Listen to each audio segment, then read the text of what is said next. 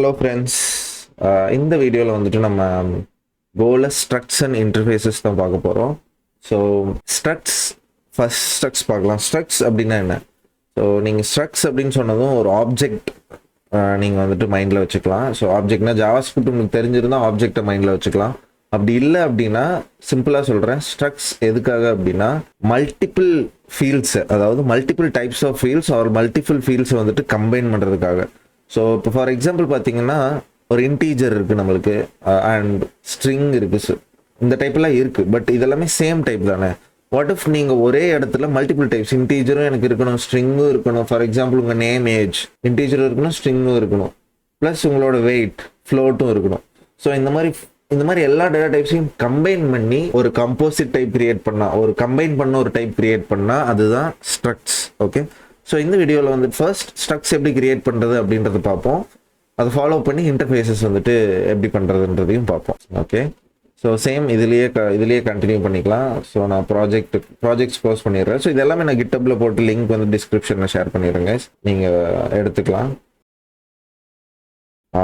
Package main, next வந்துட்டு type. மேலே struct எப்பவுமே நீங்கள் ஃபங்க்ஷனுக்குள்ளார கிரியேட் பண்ணணுன்றதுக்குள்ள எங்கே வேணால் கிரியேட் பண்ணிக்கலாம் ஒரு ஸ்ட்ரக்டை. டைப் பர்சன் ஸ்ட்ரக்ட், என்ன name, string and age, number, அப்புறம் WAGHT வெயிட் வந்துட்டு float 32. ஓகே, ஸோ இது ஒரு ஸ்ட்ரக்ட்.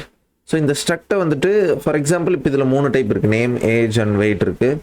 ஐ திங்க் எல்லாத்தையும் நான் ஒரு ஃபர்ஸ்ட் லெட்டர் கேப்ஸில் வச்சுக்கிறேன். நேம், ஏஜ் அண்ட் வெயிட் இருக்குது. இது எப்படி கிரியேட் பண்ணலாம் அப்படின்னா, ஃபர்ஸ்ட் பர்சன் ஷார்ட் டிக்ளரேஷன் பண்ணுறேன், variable short declaration person funk main.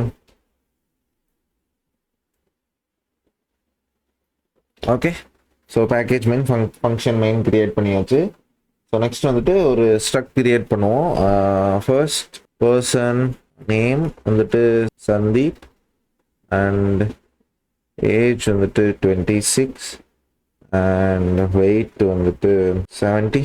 Okay, so இப்போ பர்சன் வந்துட்டு உங்களுக்கு ஒரு ஸ்ட்ரக்ட், இதை நான் பிரிண்ட் பண்ணி காட்டுறேன். FT டாட் ஆட்டோ இம்போர்ட் ஆயிடுச்சு, println பர்சன் ஸ்ட்ரக்ட், ஆமாம் பர்சன் P. ஸோ இந்த P வேரியபிளை நம்ம கன்சோல் லாக் பண்ணலாம். ஸோ நான் இதை ரன் பண்ணுறேன். கோ ரன் ஸ்ட்ரக்ட்ஸ்குள்ளே ஸ்ட்ரக்ட்ஸ். ஓகே, இப்போ பார்த்தீங்கன்னா அந்த ஸ்ட்ரக்டில் சந்தீப் 26 70, அதாவது என்னோட ஏஜ், வெயிட் எல்லாமே இருக்கிறது பார்க்கலாம். ஈவன் நீங்கள் வந்துட்டு ஏஜை மட்டும் ஆக்சஸ் பண்ணுறதுனாலும் ஏஜை மட்டும் ஆக்சஸ் பண்ணலாம். ஈவன் நீங்கள் மாடிஃபை பண்ணுறதுனாலும் P.age = 30 மாடிஃபையும் பண்ணலாம். ஓகே, சாரி கைஸ், டெர்மினலில் ஏதோ குழப்பமாச்சு. நான் விண்டோஸ் அவ்வளோவா யூஸ் பண்ணுறதில்ல கைஸ், வீடியோ ரெக்கார்ட் பண்ணுறதுக்காக மட்டும் தான் யூஸ் பண்ணுறேன். ஸோ வந்துட்டு சிலதெல்லாம் என்ன அறியாமல் ஏதாவது உள்ள போச்சு அப்படின்னா என்னடா இதுன்னு நினச்சிக்காதீங்க. நான் விண்டோஸ் அதிகமாக யூஸ் பண்ணுறதில்ல, அதுதான் விஷயம். structs.go இப்போ ரன் பண்ணேன் அப்படின்னா unknown word go மட்டும் கொடுத்துட்டேன். go run பார்த்தீங்கன்னா பர்சன் ஸ்ட்ரக்ட் 13 வந்துருக்கிறத பார்க்கலாம். நான் பிகாஸ் இங்கே வந்துட்டு 30 அப்டேட் பண்ணிட்டேன். ஸோ இன்னும் இதில் பாயிண்டர்ஸ், அதுக்கப்புறம் வந்துட்டு அட்ரஸ் ஆஃப் வேரியபிள்ஸ் எல்லாமே இதில் நிறைய யூஸ் ஆகும். பட் அதெல்லாம் நான் இப்போ போகல, அதுக்குன்னு ஒரு தனி வீடியோ வைக்கிறது பெட்டர்னு நினைக்கிறேன். ஸோ இப்போதைக்கு ஜஸ்ட் ஸ்ட்ரக்ட்னா இதுதான் அப்படின்றத நீங்கள் தெரிஞ்சுக்கோங்க. ஸோ நெக்ஸ்ட் வந்துட்டு ஸ்ட்ரக்டில் நம்மளால் மெத்தட்ஸ் ஆட் பண்ண முடியும். ஸோ அது ஒரு மெயின் திங். ஸோ இந்த ஸ்ட்ரக்டில் நம்ம ஒரு மெத்தட் ஆட் பண்ணலாம். Funk P person greet fmt.printf போட்டுக்கலாம். Welcome %s P.name welcome Sandeep. Okay, so welcome Sandeep அப்படின்னு வரும். ஸோ இது எங்கேருந்து எடுத்துக்கும் அப்படின்னா இந்த நேம்லேருந்து எடுத்துக்கும். ஸோ வென்எவர் நம்ம இங்கே இப்போ பர்சன் கிரியேட் பண்ணும்போது இந்த பர்சனுக்குள்ளே நம்ம இந்த மெத்தடை ஆட் பண்ணிட்டோம். ஸோ இந்த மெத்தட் ஆல்வேஸ் இருக்கும், because you can see person டைப்புக்குள்ளே தான் நம்ம இந்த மெத்தட் ஆட் பண்ணியிருக்கோம். ஸோ அதுக்கு இதுதான் சின்டாக்ஸ். ஸோ இப்படி தான் வந்துட்டு ஒரு ஸ்ட்ரக்டில், ஒரு ஸ்ட்ரக்ட் டைப்பில் நம்ம வந்துட்டு ஒரு மெத்தட் ஆட் பண்ணணும். இப்போ பார்த்தீங்க அப்படின்னா இப்போ நம்ம இதை கமெண்ட் அவுட் பண்ணிவிட்டு டைரக்ட்லி இங்கே பர்சன் கிரியேட் பண்ணியிருக்கோம்ல, P.greet பண்ண முடியும். ஸோ இப்போ P.greet பண்ணிங்க அப்படின்னா வெல்கம் சந்தீப்னு நம்மளுக்கு அவுட்புட் வரது நீங்கள் பார்க்கலாம், வெல்கம் சந்தீப். ஸோ ஈவன் நம்ம இங்கே P. அதாவது ஏஜையும் யூஸ் பண்ணலாம், whatever எல்லாத்தையுமே யூஸ் பண்ணலாம். ஈவன் நீங்கள் அப்டேட் பண்ணுறீங்க அப்படின்னா இதை வந்துட்டு நீங்கள் ஒரு பாயிண்டரை கூட எடுக்கலாம். ஃபார் எக்ஸாம்பிள் இது இப்படியே இருக்கட்டும், இதை அப்டேட் பண்ணுறீங்க அப்படின்னா நான் வந்துட்டு ஒரு பாயிண்டரை யூஸ்வலி அப்டேட் பண்ணும்போது பாயிண்டர்ஸ் எடுத்துக்கணும். அப்போ தான் வந்துட்டு மெமரி மேனேஜ்மெண்ட் கரெக்டாக இருக்கும், உங்களுக்கான பெர்ஃபார்மன்ஸுமே கிடைக்கும்.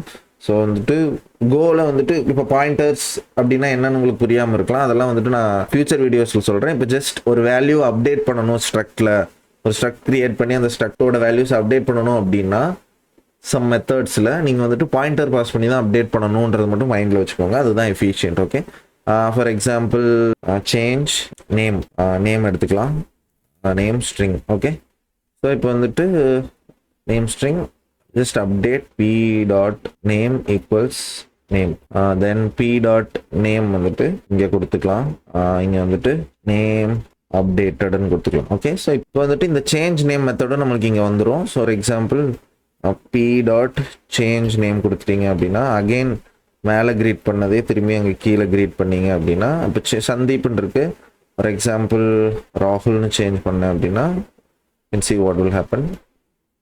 ஓகே, எல்லாமே உங்களுக்கு வந்துட்டு ஒரு நியூ லைன் இல்லாமல் வர்றதுனால கன்ஃபியூஸாக இருக்கும். நான் வந்துட்டு நியூ லைன் கிரியேட் பண்ணுறேன் எல்லாத்துக்கும். ஐ திங்க் இது போதும்னு நினைக்கிறேன். ஓகே, இப்போ பார்த்தீங்க அப்படின்னா வெல்கம் சந்தீப் ஃபர்ஸ்ட் வந்துருக்கிறத நீங்கள் பார்க்கலாம். பிகாஸ் ஃபர்ஸ்ட்டு வந்துட்டு இந்த நேம் வந்துட்டு சந்தீப்பாக தான் இருக்கும், பிகாஸ் நம்ம அதை வச்சு தான் ஸ்ட்ரக்ட் கிரியேட் பண்ணுறோம். நெக்ஸ்ட்டு வந்துட்டு நேம் அப்டேட்டட் ராகுல்னு வந்துருக்கு, பிகாஸ் நேம் வந்துட்டு இங்கே நம்ம அப்டேட் பண்ணுறோம் சேஞ்ச் நேம் கொடுத்து. ஸோ இங்கே ஸோ நெக்ஸ்ட்டு க்ரீட் பண்ணும்போது பார்த்தீங்க அப்படின்னா வெல்கம் ராகுல் அப்படின்னு வருது, பிகாஸ் நம்ம இந்த நேமை சேஞ்ச் பண்ணிட்டோம். Okay, that's it guys. So இப்படி வந்துட்டு நீங்கள் மெத்தட்ஸில் பாயிண்டர்ஸ் யூஸ் பண்ணி வந்துட்டு வேல்யூஸை அப்டேட் பண்ணலாம், ஒரு ஸ்ட்ரக்டோட வேல்யூஸை அப்டேட்டும் பண்ண முடியும். This is also one thing. Next வந்துட்டு இன்டர்ஃபேஸ்க்குள்ளே போயிடலாம். Next interfaces, create interfaces. So புது ஃபங்க்ஷன் கிரியேட் பண்ணிக்கிறேன். So package main, funk main. Okay, ஒரு ஃபங்க்ஷன் கிரியேட் பண்ணியிருக்கோம், மெயின் ஃபங்க்ஷன். ஸோ இன்டர்ஃபேஸஸ்னால் ஃபர்ஸ்ட் என்ன இன்டர்ஃபேஸஸ்? ஸோ இன்டர்ஃபேஸஸ் கோலை எதுக்காக அப்படின்னா வந்துட்டு மெத்தட் டைப்ஸ் எல்லாத்தையுமே மென்ஷன் பண்ணுறதுக்காக. ஃபார் எக்ஸாம்பிள் இப்போ நீங்கள் இங்கே ஸ்ட்ரக்ட் கிரியேட் பண்ணோம், இந்த ஸ்ட்ரக்டில் வந்துட்டு கிரீட்ன்ற ஒரு மெத்தட் இருக்குது. ஓகே, கிரீட்ன்ற ஒரு மெத்தட் இருக்குது, சேஞ்ச் நேம்ன்ற ஒரு மெத்தட் இருக்குது, இந்த ரெண்டு மெத்தட்ஸ் இருக்குது. இந்த மெத்தட்ஸ்க்குலாம் நம்ம எங்கே டைப் டிஃபைன் பண்ணுறோம்? ஸோ இவன் தான் நம்ம எங்கேயுமே பண்ணுறது இல்லை, கரெக்ட்? ஸோ இந்த நேம்ல எல்லாம் இந்த ஸ்ட்ரக்ட்குள்ளே இம்ப்ளிமெண்ட் ஆகுது, இந்த ஸ்ட்ரக்ட்குள்ளே இந்த இன்டர்ஃபேஸஸ் எல்லாமே வந்துட்டு இம்ப்ளிமெண்ட் ஆகுது. ஸோ இன்டர்ஃபேஸஸ் நான் சொல்கிறேன் இந்த மெத்தட்ஸ் தான், யூஸ்வலி மெத்தட் டைப்ஸ். ஸோ இங்கிலீஷில் டிஸ்கிரிப்ஷன் சொல்லணும் அப்படின்னா an interface in Go is a type that defines set of method signature. If a type implements all methods in an interface, it satisfies the interface. For example நம்ம வந்துட்டு இப்போ ஒரு இந்த கிரேட்டுக்கும் change நேமுக்கும் நம்ம தனியாக ஒரு இன்டர்ஃபேஸ் வச்சுருக்கோம் அப்படின்னா இந்த பர்சன் வந்துட்டு இந்த ரெண்டு மெத்தடையும் ஆட் பண்ணியிருக்கு அப்படின்னா அந்த இன்டர்ஃபேஸை சாட்டிஸ்ஃபை பண்ணிடுச்சுன்னு அர்த்தம். ஸோ நான் ரொம்ப வந்துட்டு இதுலேயே தியரிட்டிக்கலாக சொன்னால் உங்களுக்கு புரியாது, நான் வந்துட்டு எக்ஸாம்பிளோட சொல்கிறேன். ஃபர்ஸ்ட் வந்துட்டு ஒரு இன்டர்ஃபேஸ் கிரியேட் பண்ணுறேன், டைப் கிரீட்டர் இன்டர்ஃபேஸ். யூஸ்வலி ஸ்ட்ரக்ட்டுமே ஒரு டைப் தான், இன்டர்ஃபேஸுமே ஒரு டைப் தான், பிகாஸ் நம்ம டைப்பை தான் டிஃபைன் பண்ணுறோம், இவன் தான் மெத்தட் இருந்தாலும். கிரீட்ன்ற ஒரு டைப். ஸோ போன எக்ஸாம்பிளை பேஸ் பண்ணியே தான் இருக்கும், ஸோ உங்களுக்கு ஈஸியாக புரியணுன்றதுக்காக தான். So next type, I think நான் இந்த பர்சன் டைப்பே எடுத்துக்கிறேன். ஓகே, பர்சன் டைப்பே எடுத்துக்கிறேன். ஸோ நான் வந்துட்டு வெயிட்டை மட்டும் ரிமூவ் பண்ணிடுறேன், இதுக்கு நிறைய அது கிரியேட் பண்ணுற மாதிரி இருக்கும். ஸோ இப்போ பர்சன் ஒரு ஸ்ட்ரக்ட். ஸோ நெக்ஸ்ட் வந்துட்டு நான் இந்த பர்சனுக்குள்ளே மெத்தட்ஸ் ஆட் பண்ணணும் இல்லையா? ஸோ இப்போ எப்படி இந்த இன்டர்ஃபேஸை யூஸ் பண்ணுறது அப்படின்றத பார்க்கலாம். ஸோ ஃபங்க் பி பர்சன் கிரீட். ஸோ இப்போ பார்த்தீங்கன்னா கிரீட்ன்ற மெத்தடை நான் இந்த ஸ்ட்ரக்ட்டுக்கு ஆட் பண்ணுறேன். சேம் வே நான் இதையே காப்பி பண்ணிக்கிறேன். ஸோ சேம் அதே தான் கைஸ். ஸோ கிரீட்ன்ற மெத்தடை நான் பர்சனில் ஆட் பண்ணிட்டேன். ஸோ இனி நெக்ஸ்ட் இங்கே க்ரியேட் பண்ணுவோம்ல, இங்கே தான் வந்துட்டு நம்ம இந்த இன்டர்ஃபேஸை யூஸ் பண்ணுவோம். ஸோ ஃபார் எக்ஸாம்பிள் இந்த ஸ்ட்ரக்ட் இந்த இன்டர்ஃபேஸை சாட்டிஸ்ஃபை பண்ணுதா? ஸோ இந்த ஸ்ட்ரக்ட்டுக்கு என்னென்ன மெத்தட்ஸ் எல்லாம் தேவையோ அது இருக்கா அப்படின்றத வந்துட்டு ஒரு வெரிஃபை பண்ணுறதுக்காகவும் ப்ளஸ் சாட்டிஸ்ஃபை பண்ணுதா, தேவையானது இருக்கா அப்படின்றத செக் பண்ணுறதுக்காகவும் தான் வந்துட்டு இந்த இன்டர்ஃபேஸ் ரொம்ப யூஸ்ஃபுல். ஸோ இப்போ பார்த்தீங்க அப்படின்னா வார் ஜி அதுக்கப்புறம் கிரேட்டர், இதுதான் டைப். இந்த ஜியோட டைப் வந்துட்டு நம்ம என்ன கொடுத்துட்டோம்னு பாருங்கள், கிரீட்டர்னு கொடுத்துட்டோம். Okay, equals person name Sandeep, age 26. Okay, so இப்போ பார்த்தீங்க அப்படின்னா இந்த ஜியில் வந்துட்டு இப்போ என்னென்ன இருக்குன்றது நம்ம ஆப்வியஸ்லி தெரியும். இப்போ ஜி டாட் கிரீட் இருக்குது, பிகாஸ் நம்ம வந்துட்டு இங்கே கிரீட்ன்ற மெத்தட் ஆட் பண்ணியிருக்கோம். ஃபார் எக்ஸாம்பிள் இந்த இடத்துல நம்ம வந்துட்டு ஹலோன்னு இன்னொரு மெத்தட் டைப் ஆட் பண்ணோன்னு வைங்களேன். இப்போ பார்த்தீங்கன்னா நம்மளுக்கு இங்கே எரர் வந்துருச்சா, cannot use person value of type person as greeter value in variable declaration. Person does not implement greeter, missing the method hello. So hello method இல்லைன்னு வருது. இஃப் வி டிக்ளேர் ஹலோ, இங்கே ஹலோ டிக்ளேர் பண்ணோம் அப்படின்னா இப்போ satisfy ஆயிரும். உங்களுக்கு கீழே error போயிருக்கிறத பார்க்கலாம். ஸோ இப்போ உங்களுக்கு புரிஞ்சிருக்கும்னு நினைக்கிறேன் எதுக்காக இன்டர்ஃபேஸ் வேணும் அப்படின்னு.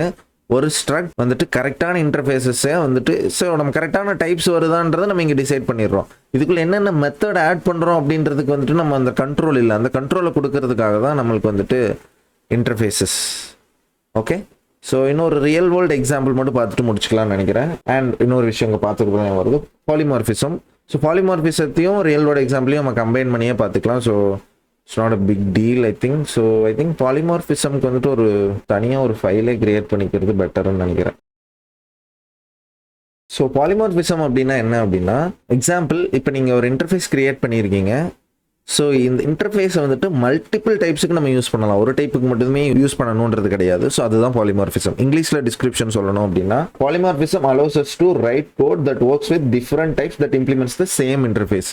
ஒரே இன்டர்ஃபேஸை வச்சு மல்டிபிள் டைப்ஸ் ஆர் ஸ்ட்ரக்ட்ஸை வந்துட்டு நம்ம இம்ப்ளிமெண்ட் பண்ணுறது தான் பாலிமார்ஃபிசம். அது எப்படின்னும் நம்ம இதில் பார்க்கலாம்.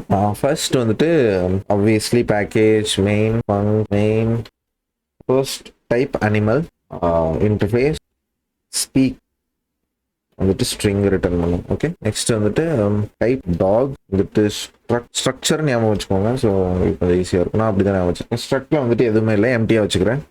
பிகாஸ் இதில் மெத்தட் மட்டும் தான் போக போகுது. ஸோ நான் எதுவுமே போட போகிறதில்ல, எந்த வேரியபிள்ஸுமே இருக்க போகிறதில்லன்னு வச்சுக்கோங்களேன், எந்த டைப்புமே. Sorry, talk. ஸோ இதில் எந்த வேல்யூஸுமே இல்லை. ஸோ நான் இந்த இடத்துல டி போட்டு டாக் எடுக்கலை, பிகாஸ் வேல்யூஸ் எதுவுமே உள்ளே இல்லை, ஜஸ்ட் டைப் மட்டும் தான். ஸோ ஸ்ட்ரக்ட் ஸ்பீக்ன்ற மெத்தடை இதில் நான் ஆட் பண்ணுறேன்.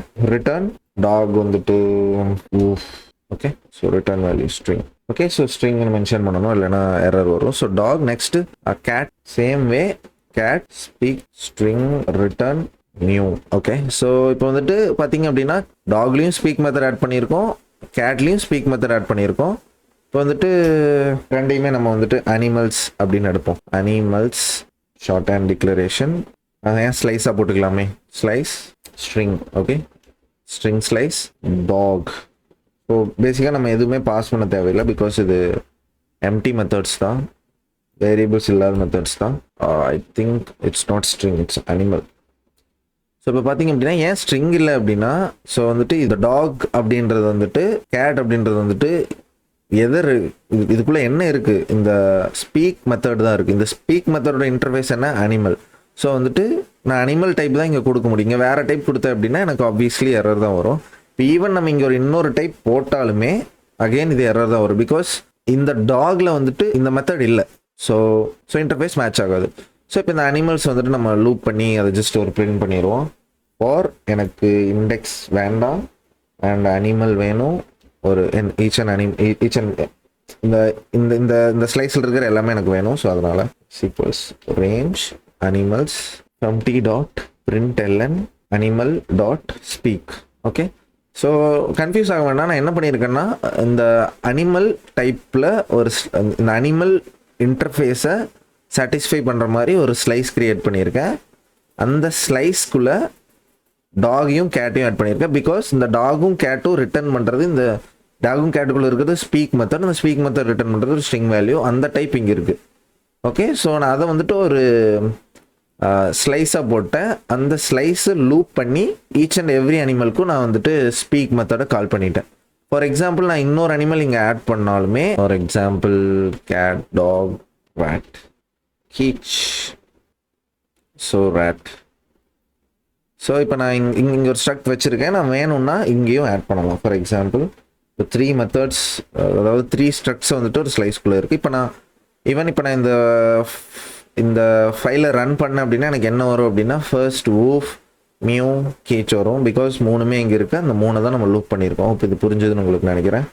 கோ run polymorphism dot go. So இதை நான் ஏன் பாலிமார்ஃபிசம் அப்படின்னு சொல்கிறேன் அப்படின்னா, ஒரே இன்டர்ஃபேஸ் தான், பட் இந்த 3 ஸ்ட்ரக்ட்டுக்கும் அந்த ஒரு இன்டர்ஃபேஸ் தான் யூஸ் ஆகிருக்கு. இங்கே பார்த்தீங்கன்னா ஒரே இன்டர்ஃபேஸ் தான் இந்த 3 ஸ்ட்ரக்ட்டுக்கும் யூஸ் ஆகிருக்கு. ஸோ தட்ஸ் இட், இதுதான் பாலிமார்ஃபிசம். ஹோப் இது ஒரு ரியல் வேர்ல்டு எக்ஸாம்பிளாகவும் இருக்கும்னு நினைக்கிறேன். ஸோ வந்துட்டு ஈவன் நீங்கள் வந்துட்டு ஒரு அனிமல் ரிலேட்டடாக வந்துட்டு அனிமல்ஸ் வந்துட்டு இருக்கிற ஜூவில் நீங்கள் ஒரு ட்ராக்கிங்கான அப்ளிகேஷன் க்ரியேட் பண்ணுறீங்க அப்படின்னாலும், ஃபார் எக்ஸாம்பிள் என்னென்ன அனிமல்ஸ் எல்லாம் இருக்குது இந்த ஜூவில் அப்படின்றத வந்துட்டு மானிட்டர் பண்ணணும் அப்படின்றதுக்காக ஒரு அப்ளிகேஷன் கிரியேட் பண்ணுறீங்க அப்படின்னாலும் அந்த மாதிரி சுச்சுவேஷனுக்குலாம் நீங்கள் இந்த மாதிரி ஸ்ட்ரக்ட்ஸ் இன்டர்ஃபேஸஸ் கண்டிப்பாக கிரியேட் பண்ண வேண்டியதாக வரும். ஆப்வியஸ்லி இந்த மாதிரி கிடையாது, அனிமலோட டீட்டெயில்ஸ், அதோட ஏஜ், blah எல்லாமே இருக்கிற மாதிரி. ஸோ இங்கே ஆட் பண்ணிங்கன்னா நீங்கள் ஆட் பண்ணிட்டு போகலாம்ல, இந்த மாதிரி தான். So that's it for interfaces and also structs. So next வீடியோவில் பார்க்கலாம் கைஸ். By see you.